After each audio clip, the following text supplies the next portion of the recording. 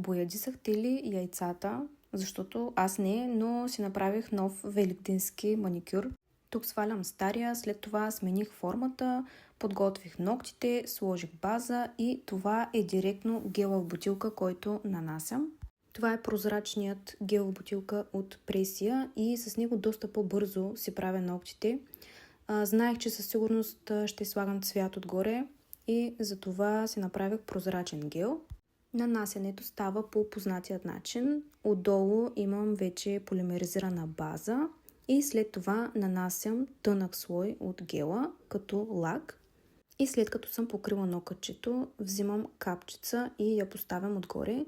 Тя се разлива почти самичка, но все пак помага малко с тънката четка. Гелът е много лесен за употреба, много здрав и също трябва да имате предвид, че е разтворим. И така след това полимеризирам и цялата ми ръка е готовичка. Премахвам лепкавия слой и малко буферирам.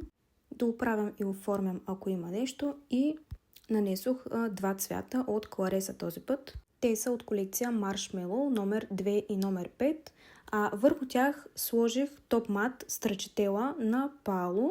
Това е топ мат с черни частички. Мисля, че се получи много готино, много великденско тематично. Исках ногтите ми да приличат на малки яйца. И мисля, че точно така се получи. Всички продукти може да разгледате при нас на manicurezone.com.